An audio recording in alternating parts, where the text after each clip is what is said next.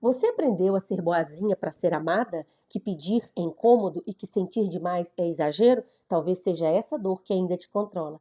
Seja muito bem-vinda, o meu nome é Ludmila Lorena. Eu guio mulheres em recomeços e a voltar para si.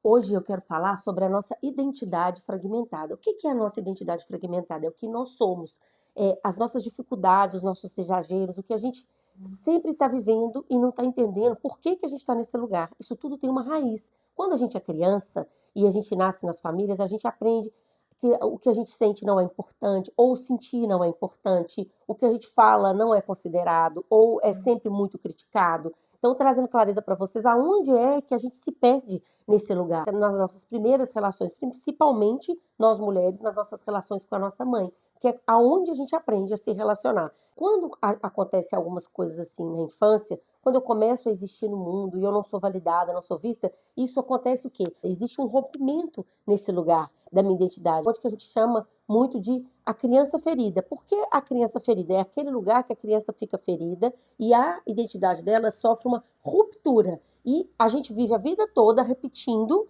essas questões lá daquela ruptura, por quê? Porque a nossa alma, no sentido das nossas emoções, ela quer voltar para aquele lugar, para restaurar aquele movimento, para que a gente possa seguir inteira. Só que isso não é possível.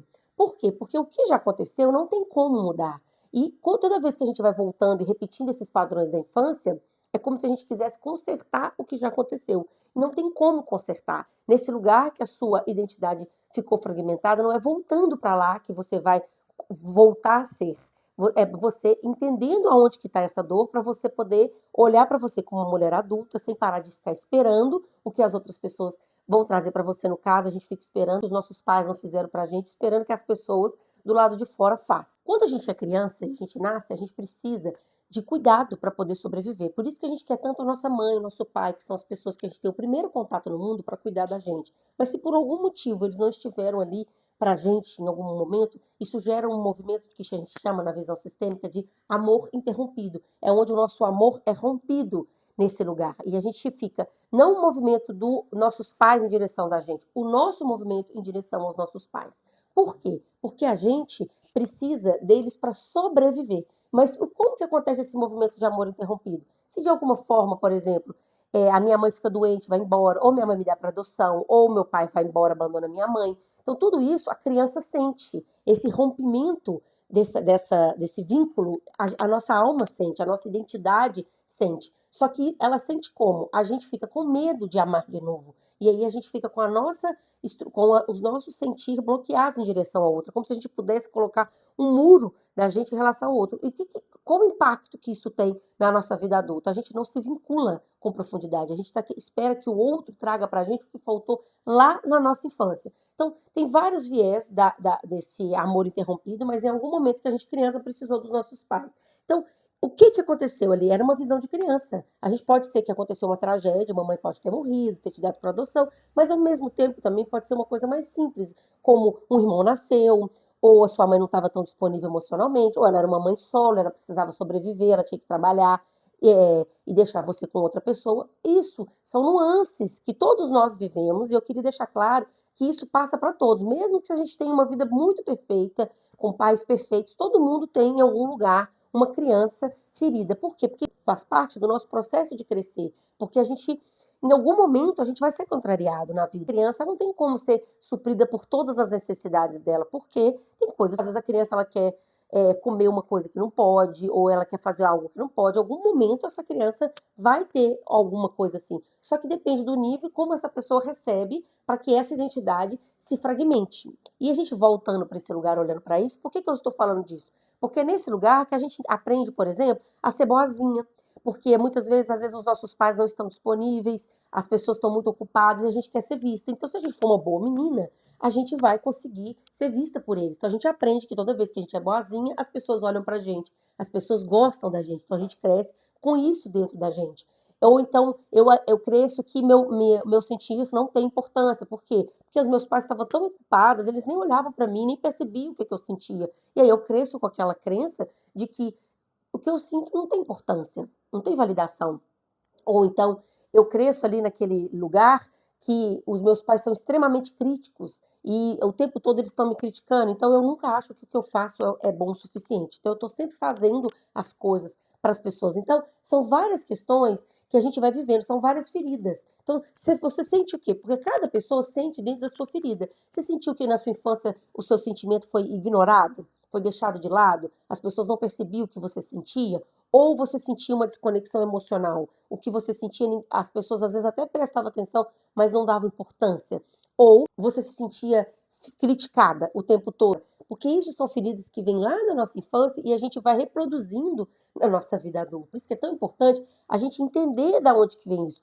E entender, mas não é para ficar julgando e pensando, olha o que que minha mãe fez comigo, meu pai e minha mãe acabaram com a minha vida. Não é sobre isso. Isso faz parte da vida de todos nós. Cada um, a vida, ela é muito grande e ela tem uma forma de existir. E não é a nós que temos que julgar e criticar ou ficar com pena de nós mesmos. A gente precisa olhar para isso, entender aonde que a gente parou, aonde que a gente ficou naquele lugar, para a gente poder avançar na vida. Tem uma frase que fala que a infância é um lugar que a gente vive a vida inteira, que a gente sempre revisita essa infância, mas a gente não pode viver ali. E muitos de nós crescemos, temos vidas e a gente continua na infância, a gente continua lá, naquela dor, naquele momento que a gente precisou da mãe, que a gente precisou do pai, que o nosso amor foi interrompido, que a nossa identidade foi fragmentada, a gente vive ali, naquele lugar, esperando o quê? A mãe chegar, alguém chegar e fazer alguma coisa com a gente. Porque é esse lugar que a gente fica esperando a vida acontecer.